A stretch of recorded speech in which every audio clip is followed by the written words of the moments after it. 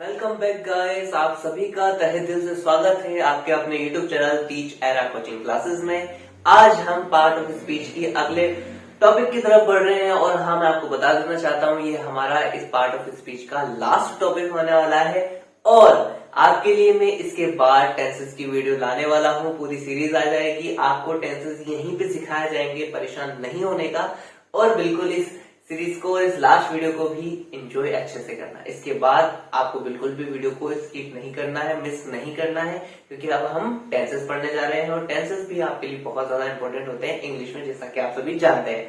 तो ठीक है, आज का टॉपिक शुरू करें हम।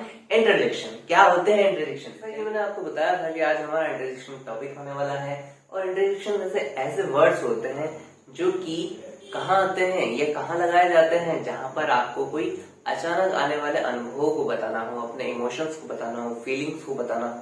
देखिए डेफिनेशन से और अच्छे से समझ में आएगा कैसे। देखो, interjection and interjection is a short word, यानी एक इंटरजेक्शन जो होता है एक छोटा शब्द होता है और फ्रेज, और छोटा उपवाक्य भी हो सकता है। सॉरी, उपवाक्य नहीं कहेंगे हम, इसको वाक्यांश कहेंगे। ठीक है, दैट शोज, जो कि दिखाता है, प्रदर्शित करता है सडन फीलिंग, अचानक आने वाली फीलिंग्स को। ठीक है, इमोशंस को, फीलिंग्स और इमोशंस दोनों को दिखाने का काम ये करता है। बात समझ में आ गई कि आपको? आगे बढ़े, कुछ एग्जांपल से देख लेते हैं कौन कौन से वर्ड इसके अंदर आते हैं और क्या इसके बारे में इम्पोर्टेंट है। ठीक है, वो भी मैंने आपके यहाँ स्टार पॉइंट में लिखा है, आइए समझिए।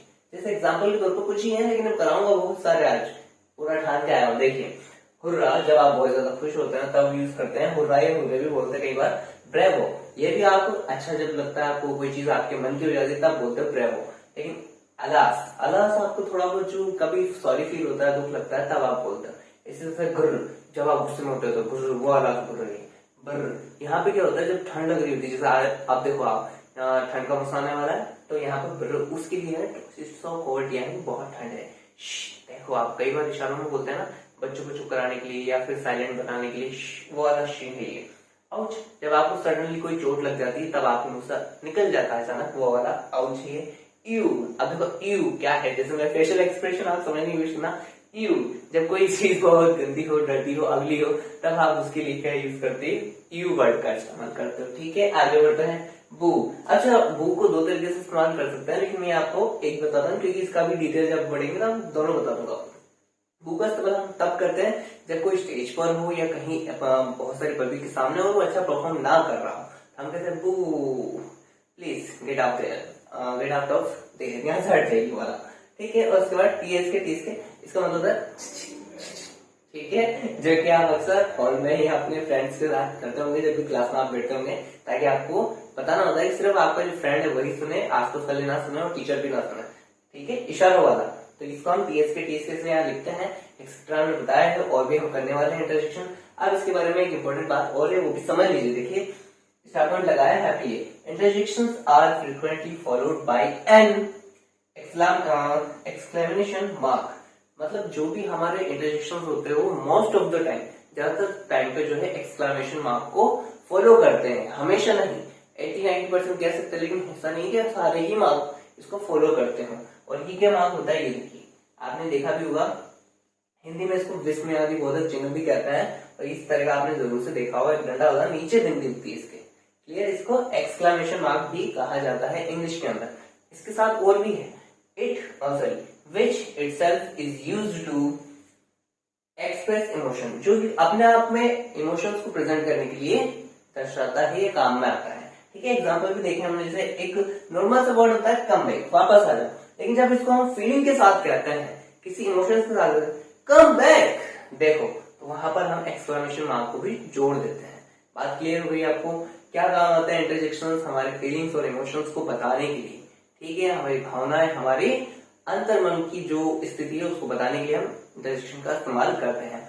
अब वैसे तो बहुत सारे हैं हमारे पास इंटरजेक्शन, बहुत बड़ी लिस्ट है, लेकिन मैं कोशिश करूंगा लगभग आपको यहाँ पर 30 के समथिंग या 30 से ज्यादा इंटरजेक्शन यही करा दूं, और जो कि डेली रोजमर्रा में काम भी आते हैं आपके, और आपके एग्जाम की दृष्टि से भी पूरे हो जाएंगे ये, तो आपके बहुत ही काम आने वाले हैं। आगे बढ़े, चलिए, हमारा टॉपिक चल रहा है। अब आप देखिए इसके टाइप्स, जैसे कि मैंने आपको बताया था कि मैं इसके कई सारे टाइप्स आपके सामने लाऊंगा जो कि आपके रोजमर्रा में काम आने वाले हैं। तो शुरू करते हैं एग्जांपल्स के साथ। ठीक है, पहला है हमारा ओ, या कई बार इसको AWW भी लिखा जाता है, ओ जब कहा जाता है।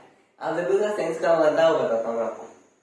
ओ look at the cat, it's so cute. जब आपको कोई चीज बहुत प्यारी लगती है तब कहते हैं ना, स्पेशली गर्ल्स बोलती हैं बहुत ज्यादा इस वर्ड को ओ करके ना, वो वाला है। तो oh look at the cat, it is so cute. देखो वो बिल्ली को देखो कितनी प्यारी है। क्लियर, आगे बढ़ता है। एक और तरीके से इस्तेमाल होता है इसका, अब वो कहा वो भी देख लो। Oh you don't know that how to ride a bike. ओ आपको ये भी नहीं पता कि एक बाइक को कैसे चलाया जाता है। तो ठीक है, दो सेंस में हो गया। पहला जहां पर किसी चीज के बारे में आप मोहित हो जाते हो, उसके बारे में बहुत तारीफ करते हो। दूसरा आप किसी चीज के लिए छोटा मोटा तौर पे उसको हल्का फुल्का दिखाने के लिए भी ओ का इस्तेमाल कर देते हो कि यार तुम इतनी छोटी सी चीज भी नहीं जानते। आगे बढ़ता है, दूसरा है वाओ। इधर ये आपने बहुत ज्यादा सुना भी होगा, देखा भी होगा, हो सकता है जाने जाने में इस्तेमाल भी किया हो। आप देखो इसका इस्तेमाल कैसे करते हैं।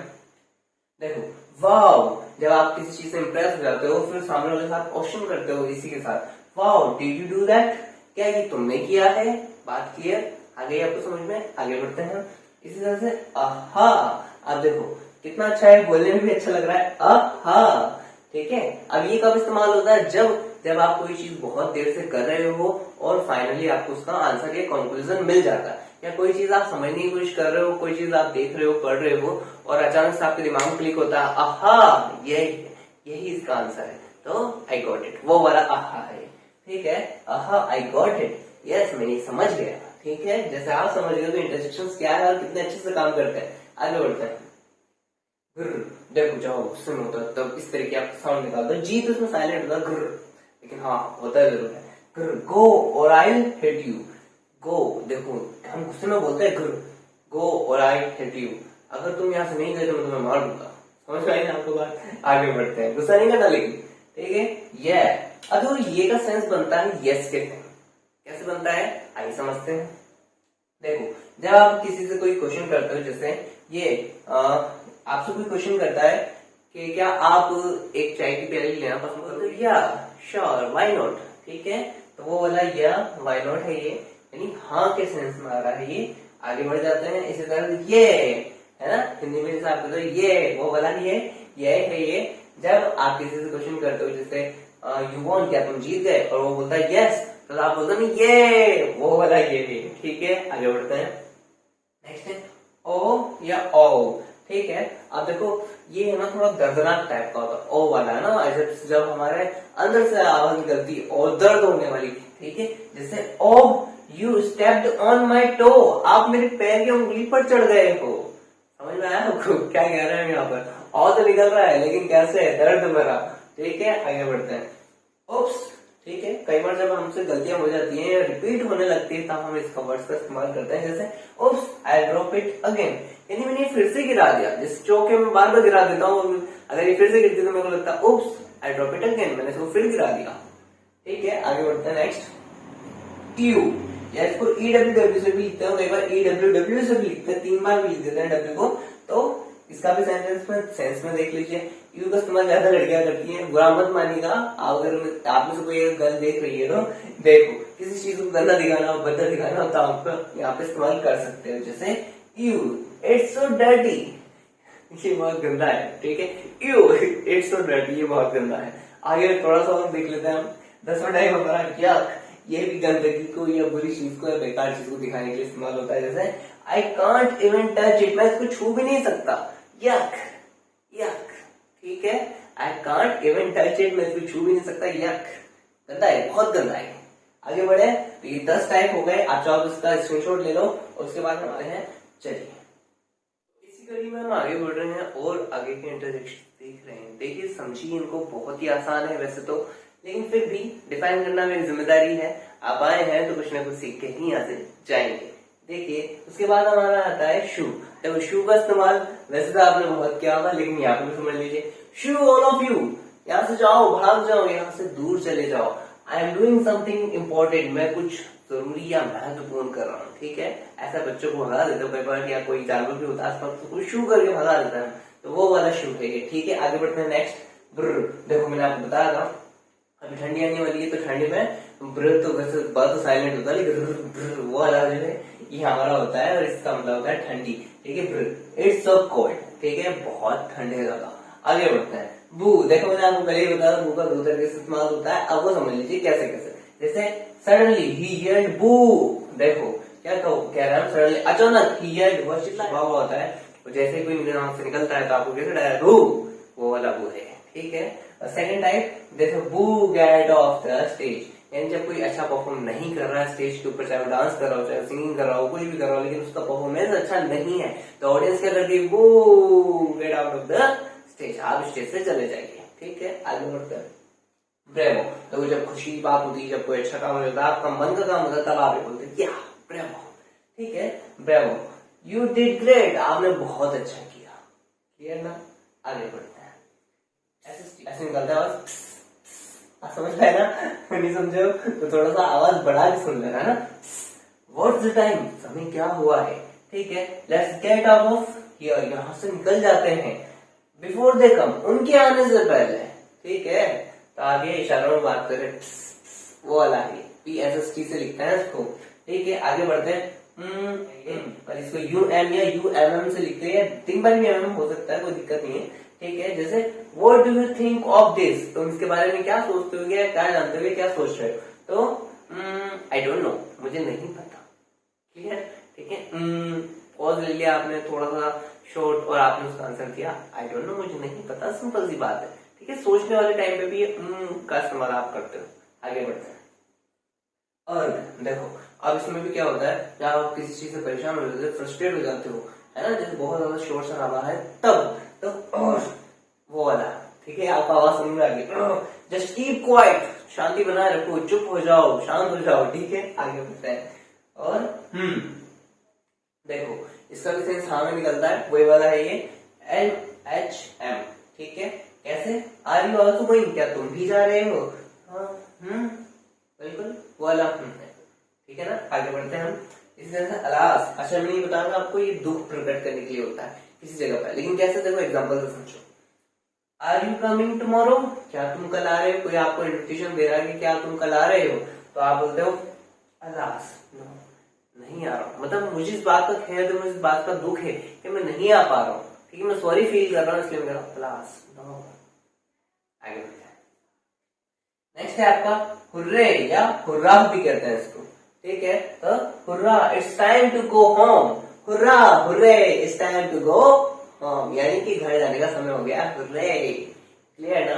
आगे बढ़ते हैं, इनका आप अच्छे से स्क्रीनशॉट ले लीजिए। आगे बढ़ते हैं हम, और भी इंटरजेक्शन बाकी हैं हमारे, उनको भी कंप्लीट कर लेते हैं जल्दी से। मुझे बड़ा मजा आ रहा है आपको ये टॉपिक पढ़ाने में, और मुझे लगता है आपको भी बहुत अच्छे से समझ में आ रहा होगा। तो चलो आगे बढ़ते हैं और सीखते हैं। हम और आगे बढ़ रहे हैं, इंटरजेक्शन हमारा टॉपिक चल रहा है। देखिए आगे और भी मैंने आपके लिए यहाँ पे एग्जांपल्स लिखे हैं और इंटरजेक्शन भी लिखे हैं। आइए समझते हैं एक एक करके, बाकी सभी को बहुत इंपॉर्टेंट है, समझ लेना इनको।